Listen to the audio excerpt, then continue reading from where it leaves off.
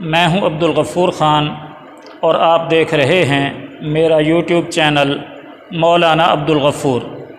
اگر آپ نے اس چینل کو ابھی تک سبسکرائب نہیں کیا تو برائے مہربانی چینل کو سبسکرائب کر دیجئے۔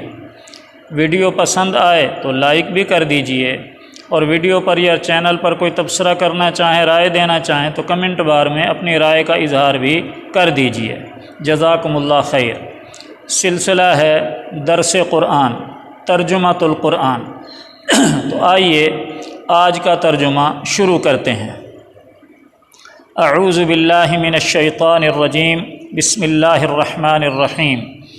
انا انزلنا الیک الکتاب بالحق لتحکم بین الناس بما اراک اللہ ولا تکن للخائنین خصیما واستغفر اللہ ان اللہ کان غفورا رحیما۔ صدق اللہ العظیم۔ 5واں سپارہ ہے، سورۃ النساء ہے، اور آیت کا نمبر 105 اور 106 ہے۔ یہ 2 آیتیں اور اس سے اگلی 6 آیتیں، یہ 8 آیات پر مشتمل رکوع ہے، اور اس رکوع کا شان نزول ایک مخصوص واقعہ ہے۔ پہلے وہ واقعہ سن لیجئے، اس کے بعد میں ترجمہ اور تفسیر کی طرف آتا ہوں۔ واقعہ یہ ہے کہ مدینہ منورہ کے اندر ایک خاندان رہتا تھا، 3 بھائی تھے، ان کی فیملیاں تھیں۔ نام ان کا تھا بنو ابیرک۔ تو وہ بنو ابیرک کے 3 بھائی تھے، ایک کا نام بشر تھا، دوسرے کا نام مبشر تھا، تیسرے کا نام بشیر تھا، اور بشیر کا نام طعمہ بھی بعض نے لکھا ہے، یعنی بشیر اور طعمہ ایک ہی آدمی کے 2 نام ہیں۔ یہ تینوں غریب تھے، مسکین محتاج تھے، اور نکھٹو بھی تھے۔ صرف غریب نہیں تھے، نکٹھو تھے، یعنی کام کاج کرنا ان کے گھٹی میں نہیں پڑا ہوا تھا، کام کاج نہیں کرتے تھے، مشقت طلب نہیں تھے، اور اس کے ساتھ ساتھ مذہبی لحاظ سے بھی منافقت کی طرف مائل تھے۔ جو تیسرا بھائی تھا بشیر یا طعمہ، وہ تو کھلم کھلا منافق تھا، عام مجالس کے اندر ہجو بیان کرتا تھا۔ ہجو کسے کہتے ہیں؟ شعر و شاعری کے اندر مخالف کی گستاخی کرنا، بے ادبی کرنا۔ تو جس مجلس میں بیٹھتا، حضرت صلی اللہ علیہ وسلم کی شان میں اور حضرات صحابہ کرام کی شان میں بے ادبی کرتا تھا، گستاخی کرتا تھا اشعار کے اندر۔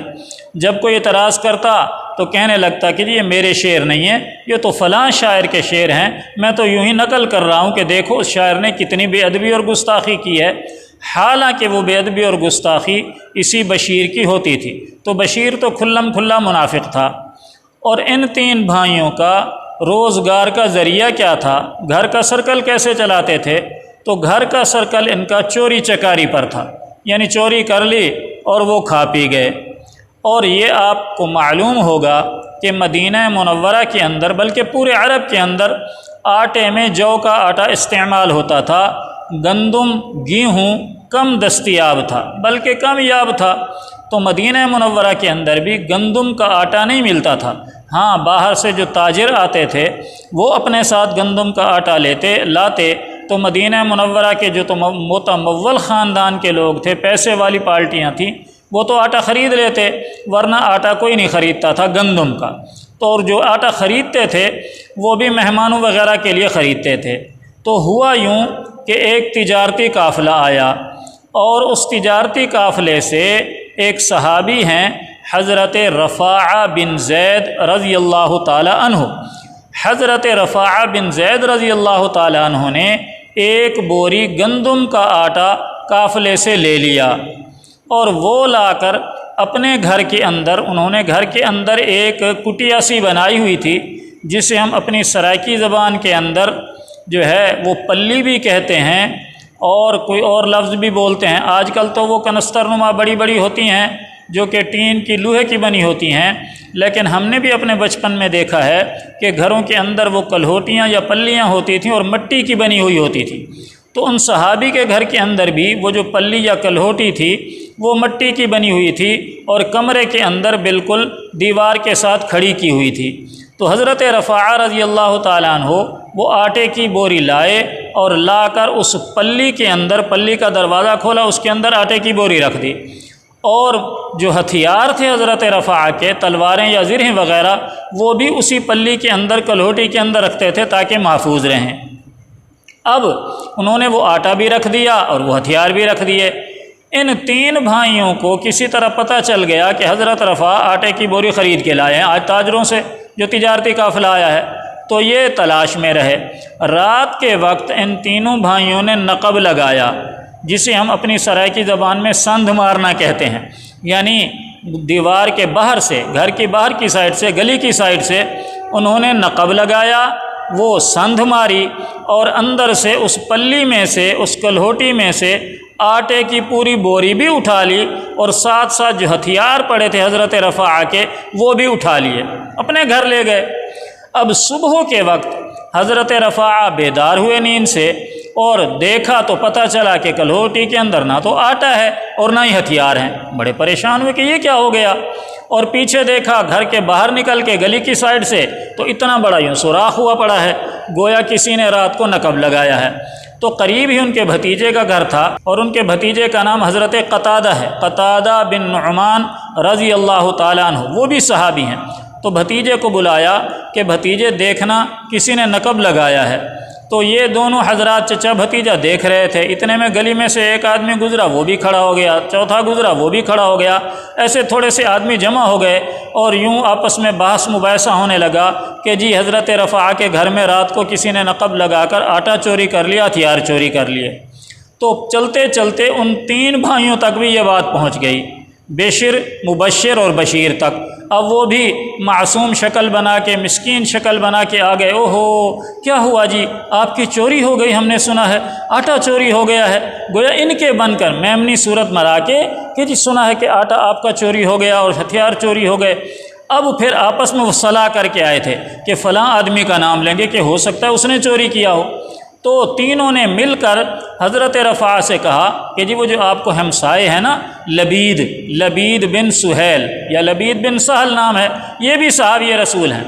تو کہنے لگے ہمارا تو یہ خیال ہے کہ لبید نے چوری کی ہوگی، وہ آپ کا ہمسایہ ہے، اس کو پتہ ہوگا، یعنی چوری تینوں بھائیوں نے کی ہے اور نام دوسرے کا لگا رہے ہیں۔ تو حضرت رفاعہ رضی اللہ تعالیٰ نے کہا ٹھیک ہے بھائی، لبید سے بھی پتہ کر لیتے ہیں۔ تو لبید کے گھر گئے، انہیں پتہ چلا کہ ایسے ایسے میرے اوپر الزام لگ رہا ہے، تو وہ تو گھر سے تلوار لے کے آئے سیدھا، اور کہنے لگے کس نے کہا ہے میرا نام، کہ جی لبید نے چوری کی ہے۔ اب یہ تینوں ڈر گئے، اس کے قریب گئے حضرت لبید کے، کہنے لگے بھائی ہم نے نہیں کہا آپ کا نام، ہم نے آپ کا نام نہیں لیا۔ تو خیر یہ پورا دن اس طرح بحث مباحثہ ہوتا رہا، اور بات پھیل گئی، اور حضرت رفاعہ اور ان کے بھتیجے کو جو ہے وہ بڑے پریشان ہوئے کہ کیا ہوا۔ اتنے میں ایک آدمی، جب یہ مجمع چھٹ گیا، لوگ اپنے اپنے گھروں کو چلے گئے، تو ایک آدمی آیا اور اس نے آ کر حضرت رفاعہ سے کہا کہ جی ایسی بات ہے، رات کو وہ جو تین بھائی ہیں بنو عبیرک، ان تینوں بھائیوں کے گھر کے اندر پوری رات ایک تو آگ جلتی ہوئی دیکھی ہم نے، اور دوسرا گندم کی روٹی کی خوشبو بھی ہمیں آتی رہی، چونکہ وہ جو کا آٹا پکاتے تھے، گندم کے آٹے کی خوشبو دور سے سونگھ لیتے تھے، پتہ چل جاتا تھا کہ فلاں گھر کے اندر گندم کے آٹے کی روٹی پکی ہے۔ تو وہ آدمی کہہ گیا جی وہ جو تینوں بھائی ہیں ان کے گھر ایک تو آگ جلتی رہی، اور دوسرا گندم کے آٹے کی روٹی کی خوشبو بھی آتی رہی۔ تو اب جب یہ بات ہوئی تو حضرت رفاعہ انہیں پھر ان کے پاس گئے کہ جی ہمیں تو آپ پر شک ہے تینوں پر۔ تو وہ اللہ اللہ کرنے لگے، نہیں جی آپ ایسی خواہ مخواہ ہمارے اوپر شک کریں، ایسی کوئی بات نہیں، بالکل نہیں، چلو ہم بھی آپ کے ساتھ مل کے چوری ڈھونڈواتے ہیں کہ کہاں کس نے چوری کی۔ خیر گھر کے اندر یہ حضرات بھی نہیں گئے کہ گھر کے اندر دیکھ لیتے ہتھیار یا آٹا پڑا یا نہیں پڑا، باہر ہی سے ان تینوں بھائیوں نے حضرت رفاعہ کو واپس بھیج دیا۔ اب یہ دن ختم ہو گیا، رات ہوئی تو ان تینوں بھائیوں نے کیا چالاکی کی، چالاکی یہ کی کہ اس بوری میں سے کچھ آٹا لیا اور وہ حضرت رفاعہ کے گھر سے تھوڑا تھوڑا گرانا شروع کر دیا، اور دور محلے میں ایک یہودی رہتا تھا، اس یہودی کے گھر تک وہ آٹا تھوڑا تھوڑا گراتے گئے، اور وہ آٹے کی بوری اور ہتھیار اٹھا کر یہودی کے گھر پہنچ گئے راتوں رات کہ جی یہ ہمارے آٹے کی بوری ہے اور یہ ہتھیار ہیں، یہ تو آپ اپنے پاس رکھ لیں، ہم کل آپ سے لے لیں گے۔ تو گویا یہودی کو پھنسانے کی کوشش کی ان تینوں بھائیوں نے، بنو عبیرک نے۔ ٹھیک ہے جی یہودی نے رکھ لیا، اسے کارگزاری کا پتہ ہی نہیں تھا کہ واردات ہو گئی ہے اور ایسے ایسے مسئلہ ہے، چنانچہ یہودی نے وہ سامان رکھ لیا۔ اب ایسا ہوا کہ حضرت رفاعہ رضی اللہ تعالیٰ عنہ نے اپنے بھتیجے قتادہ سے کہا کہ آپ ایسا کریں، رسول اللہ صلی اللہ علیہ وسلم کے پاس چلے جائیں اور ان سے پوری بات بتائیں کہ جی ایسے ایسے چچا کے گھر چوری ہو گئی ہے اور ہمیں وہ جو 3 بھائی ہیں ان پر شک ہے، لہٰذا آپ ان کو بلا لیں، ہم بھی آ جاتے ہیں، آپ جو ہے نیا پنچایت کر کے جو فیصلہ آپ فرمائیں گے ہمیں قبول ہوگا۔ اب یہ بات حضرت قتادہ رسول اللہ صلی اللہ علیہ وسلم کے پاس کرنے کے لیے چلے گئے اور وہاں بات ہو بھی گئی۔ رسول پاک صلی اللہ علیہ وسلم نے فرمایا کہ ٹھیک ہے، میں ان کو بلا لیتا ہوں، بات چیت کر لیتے ہیں، اس کے بعد کوئی فیصلہ کر لیں گے۔ اب ان 3 بھائیوں کو جب پتہ چلا کہ حضور علیہ الصلوۃ والسلام نے بلایا ہے تو یہ تینوں پھر انہوں نے جو ہے چالاکی کی اور آپس میں سازش کی اور 1-2 معتبر بندے اپنے ساتھ ملا لیے محلے کے، دوسرے محلے کے، کہ جی ہمارے ساتھ چلیں حضور کی خدمت میں اور ہماری صفائی پیش کریں، ہم تو بے قصور ہیں اور وہ آٹا اور ہتھیار تو یہودی کے گھر سے برآمد بھی ہو گئے ہیں، لہٰذا آپ ہماری طرف سے جا کر ہماری صفائی پیش کریں۔ تو وہ 3 بھائی بھی اپنے ساتھ 2-3 معتبر بندوں کو لے کر آپ صلی اللہ علیہ وسلم کی خدمت میں پہلے ہی حاضر ہو گئے۔ حضرت قتادہ حضرت رفاعہ کے آنے سے پہلے ہی یہ آپ کی خدمت میں حاضر ہو گئے اور جا کر رونے دھونے لگے، معذرت کرنے لگے کہ جی ایسا ہے، وہ جو ہے ہتھیار اور آٹا وہ تو یہودی کے گھر سے برآمد ہوا ہے، ہمارے اوپر خواہ کا الزام لگایا جا رہا ہے چوری کا، ہم نے تو کوئی چوری نہیں کی، ہم تو بے قصور ہیں، وغیرہ وغیرہ۔ اب رسول اللہ صلی اللہ علیہ وسلم نے حضرت رفاعہ اور حضرت قتادہ کو بلایا۔ جب حضرت رفاعہ اور حضرت قتادہ رضی اللہ تعالی عنہما آپ صلی اللہ علیہ وسلم کی خدمت میں حاضر ہوئے تو آپ علیہ الصلاۃ والسلام نے فرمایا کہ بھائی یہ تینوں بھائی تو مسلمان ہیں، اگرچہ وہ منافق تھے لیکن ظاہری طور پر تو کلمہ پڑھتے تھے۔ تو آپ علیہ الصلاۃ والسلام نے فرمایا کہ ایک مسلمان پر بغیر ثبوت کے تم کیسے الزام لگا رہے ہو، جب کہ تمہاری جو چوری ہے وہ تو یہودی کے گھر سے برآمد ہو رہی ہے۔ تو اب اس بات پر حضرت قتادہ اور حضرت رفاعہ کو دل کے اندر تھوڑا سا تقدر ہوا، تھوڑی سی ناگواری، انسان ہے، آخر انسان ہے، مجبور ہو جاتا ہے، نہ بھی چاہتے ہوئے دل کے اندر تھوڑی بہت بات آ جاتی ہے۔ تو حضرت رفاعہ اور حضرت قتادہ کے دل کے اندر ناگواری سی پیدا ہوئی اور انہوں نے کہا جی ایسا ہے کہ ہمیں تو ان تینوں بھائیوں پر یقین ہے اور ہمیں آٹے کا مطالبہ نہیں، آٹا یہ کھائیں، استعمال کریں، ہمارے ہتھیار ہمیں واپس کر دیں، آٹا ہم چھوڑ دیتے ہیں۔ خیر آپ صلی اللہ علیہ وسلم نے ان تینوں بھائیوں کی گویا ایک قسم کا ان کی طرف آپ مائل تھے کہ ان نے چوری شاید نہیں کی اور یہودی نے کی ہے۔ ابھی یہ باتیں ہو ہی رہی تھیں کہ رسول اللہ صلی اللہ علیہ وسلم پر وحی نازل ہونے کی کیفیت شروع ہو گئی۔ حضرات صحابہ کرام سمجھتے تھے جب وحی نازل ہوتی تھی تو صحابہ سمجھ گئے کہ آپ صلی اللہ علیہ وسلم پر وحی نازل ہو رہی ہے، چنانچہ سب لوگ ایک طرف بیٹھ گئے خاموشی سے۔ جب وہ وحی نازل ہونے کی کیفیت ختم ہوئی اور آثار ختم ہوئے تو آپ صلی اللہ علیہ وسلم نے یہی پورا رکوع سنایا جو میں نے ابھی 2 آیتیں پڑھی ہیں، 6 آیتیں اس سے اگلی 8 آیات پر مشتمل یہ رکوع آپ صلی اللہ علیہ وسلم نے سنایا کہ حضرت جبرائیل علیہ السلام ابھی آئے اور یہ آیات مجھے سنا کر گئے ہیں، انا انزلنا الیک الکتاب بالحق لتحکم بین الناس بما اراک اللہ۔ اور ان آیات کے اندر اللہ تعالیٰ نے اپنے محبوب صلی اللہ علیہ وسلم کو پوری بات بتا دی کہ اصل چور کون ہیں اور الزام کس پر لگا رہے ہیں، لہٰذا آپ کو جو اللہ پاک فرمائیں اسی کے مطابق آپ فیصلہ فرمائیے۔ چنانچہ آئیے ترجمہ کرتے ہیں۔ انا انزلنا الیک الکتاب بالحق لتحکم بین الناس بما اراک اللہ۔ تحقیق ہم نے نازل کی آپ کی طرف کتاب حق کے ساتھ کہ آپ فیصلہ فرمائیں لوگوں کے درمیان اس کے موافق جو اللہ آپ کو سمجھائے، یعنی اللہ تعالیٰ نے آپ کو جیسے سمجھایا ہے، جو دکھایا ہے اسی کے مطابق آپ لوگوں کے درمیان انصاف کے ساتھ فیصلہ فرمائیں۔ وَلَا تَكُن لِّلْخَائِنِينَ خَصِيمًا، اور آپ مت ہوں دغا بازوں کی طرف سے جھگڑا کرنے والے۔ خائنین خائن کی جمع ہے جس کا مطلب ہے خیانت کرنے والا، دھوکہ دینے والا، دغا باز۔ اور وہ دغا باز، دھوکہ دینے والے، خیانت کرنے والے، منافقت کرنے والے وہ تینوں بھائی تھے بنو ابیرک، بشر، مبشر اور بشیر۔ خصیمن کا مطلب جھگڑا کرنے والا، یعنی آپ صلی اللہ علیہ وسلم کو اللہ پاک نے فرمایا کہ آپ ان 3 بھائیوں کی طرف سے وکالت نہ کریں، آپ ان 3 بھائیوں کی حمایت نہ کریں، بلکہ پوری بات سن کر آپ کو جیسے اللہ پاک نے آپ کے دل میں ڈالا اسی کے مطابق حق سچ کا فیصلہ فرما دیں۔ آگے فرمایا وَاسْتَغْفِرِ اللَّهِ، اور اللہ سے استغفار کیجئے۔ استغفار تو کیا جاتا ہے گناہ پر، غلطی پر، خطا پر، اور انبیاء علیہم الصلاۃ والتسلیمات تو معصوم عن الخطا ہوتے ہیں، اور پھر صرف انبیاء ہی نہیں، آپ تو امام الانبیاء ہیں، اللہ تعالیٰ کے محبوب ہیں، اللہ تعالیٰ کے حبیب ہیں، اور امام الانبیاء ہیں۔ آپ کی طرف خطا اور لغزش کی نسبت کرنا ہی کفر ہے۔ آپ صلی اللہ علیہ وسلم سے گناہ، خطا، لغزش کا صدور کا امکان ہی نہیں ہے، تو پھر اللہ نے کیسے فرما دیا کہ اللہ سے استغفار کیجئے؟ تو اس کی 2 وجوہات یا 2 سبب مفسرین نے لکھے ہیں۔ پہلا سبب یہ لکھا ہے، وجہ یہ لکھی ہے کہ آپ علیہ الصلاۃ والسلام نے جب حضرت قتادہ اور حضرت رفاعہ سے فرمایا تھا کہ بھئی آپ ان 3 بھائیوں پر کلمہ گو ہیں، مسلمان ہیں، ان پر کیوں الزام لگا رہے ہیں بغیر ثبوت شرعی کے، تو اس بات پر نہ چاہتے ہوئے بھی حضرت قتادہ اور حضرت رفاعہ کے دل کے اندر ناگواری سی پیدا ضرور ہوئی تھی، اور یہ غیر فطری اور یہ ایک فطری چیز ہے، یعنی جو آدمی کے اختیار میں نہیں ہوتا، چونکہ ان کو تو پتہ تھا کہ چوری کس نے کی ان 3 بھائیوں کو، اس لیے وہ جو ہلکی سی ناگواری آئی تھی تو اللہ تعالیٰ نے فرمایا کہ اس پر اے میرے حبیب آپ استغفار کیجئے۔ اور دوسرا سبب یہ لکھا ہے مفسرین نے کہ آپ علیہ الصلاۃ والسلام نے اگرچہ یہودی کو چور قرار نہیں دیا تھا صراحتاً اپنی زبان مبارک سے، لیکن آپ کا ارادہ تھا کہ اس کو چور قرار دے کے اس کا ہاتھ جو ہے کٹوائیں، لیکن آپ صلی اللہ علیہ وسلم نے ایسا کیا نہیں، چونکہ اللہ تعالیٰ نے یہ رکوع نازل فرما دیا۔ تو آپ علیہ الصلاۃ والسلام کے چونکہ صرف ارادہ ہی تھا کہ اس کے ہاتھ کاٹیں، تو اللہ تعالیٰ نے فرمایا وَاسْتَغْفِرِ اللَّهِ، آپ اللہ سے استغفار کیجئے۔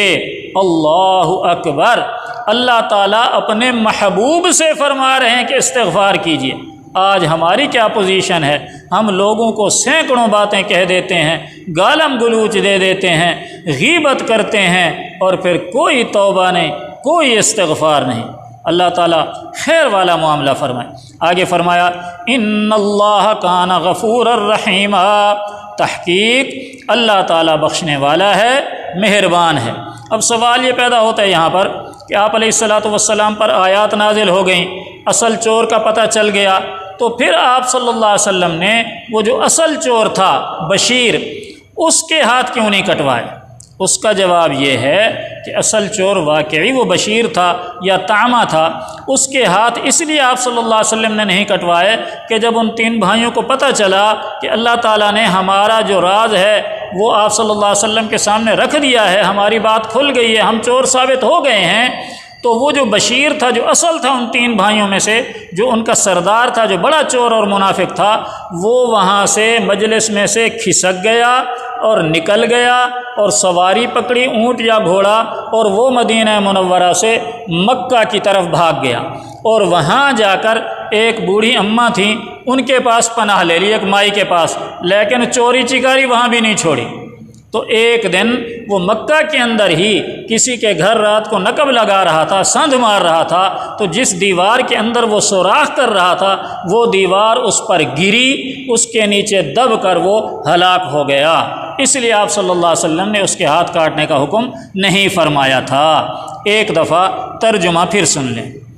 انا انزلنا الیک الکتاب بالحق، تحقیق ہم نے نازل کی آپ کی طرف کتاب حق کے ساتھ، لتحکم بین الناس، تاکہ آپ فیصلہ فرمائیں لوگوں کے درمیان، بما اراک اللہ، موافق اس کے جو اللہ نے آپ کو سمجھایا دکھایا، ولا تکن للخائنین خصیما، اور مت ہوں آپ خیانت کرنے والوں کی طرف سے، دغا بازوں کی طرف سے جھگڑا کرنے والے، واستغفر اللہ، اور اللہ سے استغفار کیجئے، ان اللہ کان غفور الرحیم، تحقیق اللہ تعالیٰ بخشنے والا ہے، مہربان ہے۔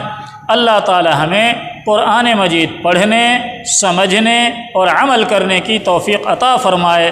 وما علی الا البلاغ۔